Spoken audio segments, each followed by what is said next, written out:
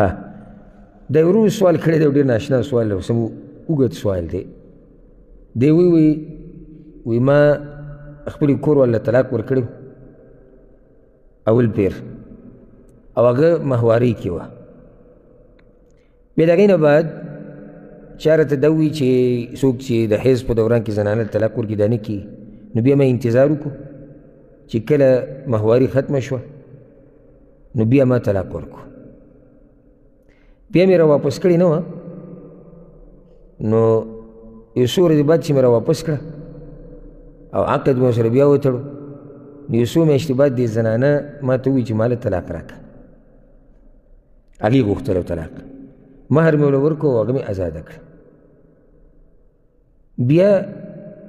یو څه وخت بعد چې دی نو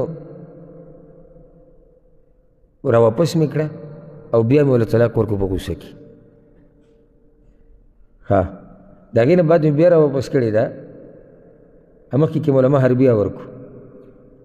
اوس دا راته پته نشي چې دا عدت کې وه که نه وه، یعنې سمه قصه ده. او چې مې را واپس کړه بیا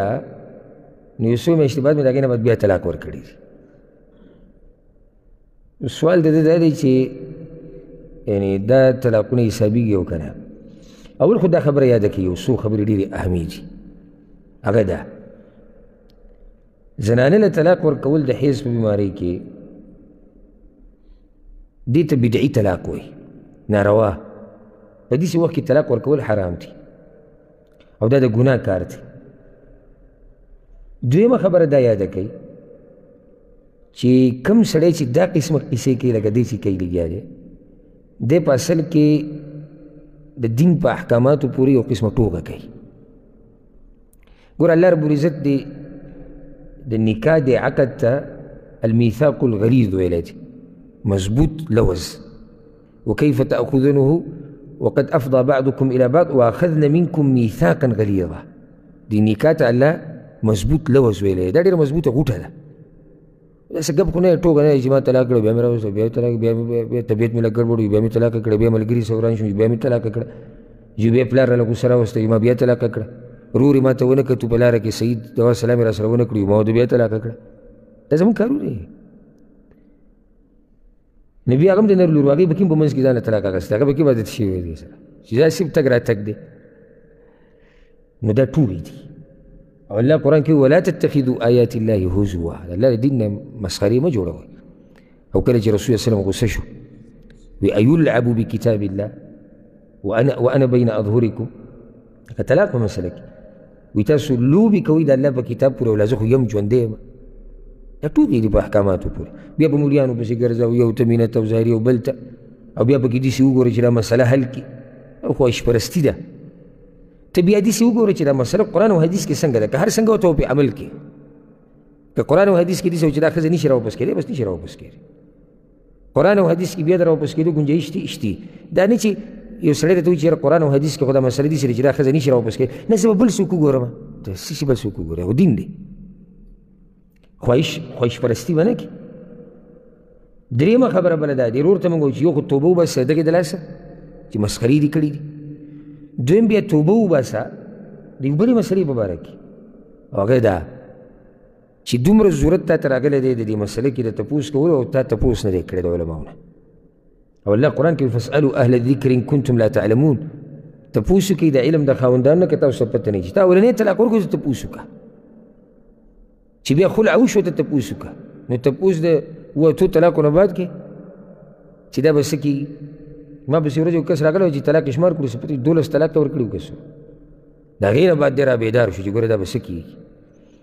او بعض داسې مسخرې جوړې کړي. ځکه دې مسله کې زموږ نه څوک تپوس کېږي ورسره ښه سختي کوم په جواب کې. دې د سره د دې سره غم هم نه وي چې یاره الله څه وایي د الله پیغمبر څه وایي. د علماو مجلس ته به صرف ښکاره کېږي واته پیرې چې ښځه طلاق کړي بیا ورسره دین غم پیدا شي او بیا به د علم خوا لم شي او بیا پکې بعض پکې لا مسلک او مذهب ته هم نه ګوري په جز مسله له حل کړي. دې ته وایي ټوکې کول. اوس راځو دې مسلې ته. اولنی کار د ورور دا کړی دی چې د حیض په دوران کې طلاق ورکړي. موږ دا طلاق بدعي دی او دا ګناه ده. مسله دلته د علماو اختلاف دی چې صحیح شو دا خو د ګناه کار دی خو دا طلاق واقع کیږي او که نه نو اکثر اهل علم وایي دا طلاق واقع کیږي یعنې سړی ګناهګار شو طلاق وشو بعض علما دا وایي د امت محققین علما بعض تحقیق کړی دی لکه شیخ الاسلام ابن تیمیه امام ابن القیم په معاصرینو کې ډېر چې نه دا طلاق نه واقع کیږي ځکه چې ده په داسې وخت کې طلاق ورکړی دی چې هغه د طلاق وخت نه دی او زما خپل ځاني زړه په دې قول مطمئن دی والله اعلم چې د حیض په دوران کې طلاق نه واقع کیږي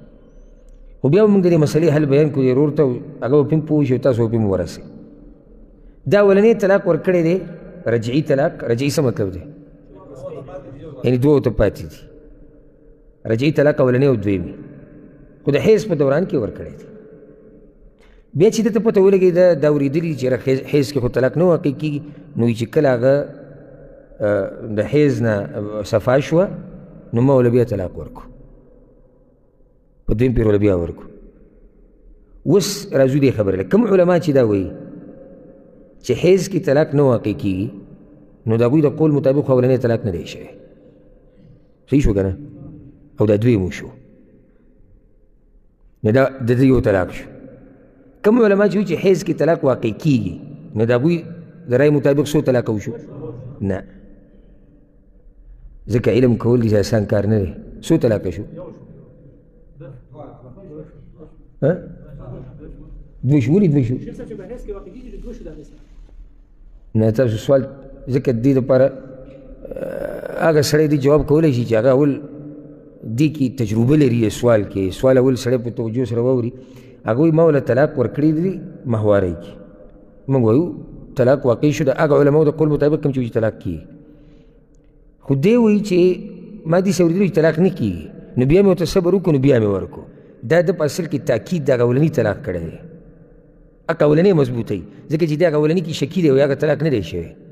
د جدا دویم بل طلاق نه دی ورکړی اوس ورسېدی دوه شو که یو شو یو شو ځکه موږ بار بار وایو چې دیني مسلو کې د نه څوک تپوس وکړي نو بریک به نیسې ځکه چې یو ټکی ستا ټوله مسله اخوا دېخوا کوي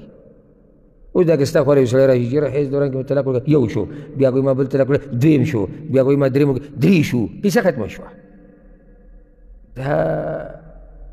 مسلې به ټولې ګوري د هرې زاویې نه هر طرف نه به ورته سوچ کړي هغه چې د اولنی طلاق ورکړی دا د هغه په رایې کې نه دی شوی ولې ځکه چې هغوی ما د علماو نه اورېدلي چې حیض کې طلاق نه واقع کېږي نو بیا مې ورته صبر وکړو نو بیا مې وله ورکړو دې نه واضح دی چې د دغه اولنی پخه و نو څه شو یو شو بیا ترې زنانه طلاق غوښتلي او هغې ته څه ویلی کېږي خلع او ده وله هر څه یعنې چې څه ورکړي هغې وله واپس ورکړو او دا ازاده کړه ها دې ته طلاق نه ویلی کېږي په اصل کې دا خلع ده او دا په طلاقو کې نه شمارلی کېږي صحیح قول مطابق دا فسخه ده فسخه یعنې نکاح پرې کول دي نو دې یو طلاق شوی دی بیا خلع وشوه دې طلاق سره کار نشته د ځان له مسله ده د دې سره دا ښځه د نه جدا شوه اوس دا ښځه که دی راواپس کوي لازم به په نوي عقد راواپس کوي او راواپس کولو حق د ده سره نه دی چې څو پورې زنانه راځي نه دی نشي راواپس کولی خلع نه بعد زنانه ته داسې نشي راواپس کولی ته ورته وایي چې راځه راځه بس واپس راځه ولې بس زما زړه وایي چې ته راځه نه طلاق هغې ته نه اخیستی دی هغه ته سره اوسېدنه غواړي اوس چې دا ته راواپس کوي دا به لازم راځي دا به راځي په دې چې زه دلته واپس شم ولي به پکې مي نوی نکاح به تړلی کېږي بلکې به مهر یې ښودی کېږي بیا به واپس راځي خو دې ورور خو دا کار نه دی کړی د دې نه بعد ولم د ځوان زوی درې څلور طلاقه ورکړي دي نو ټول څو طلاقه شو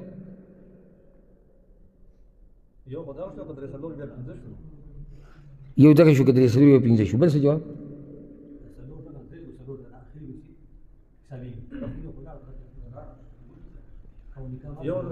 یو طلاق شوی دی چې کله خلع وشوه که نه د هغې نه پس تاسو درې څلور بیا ورکړي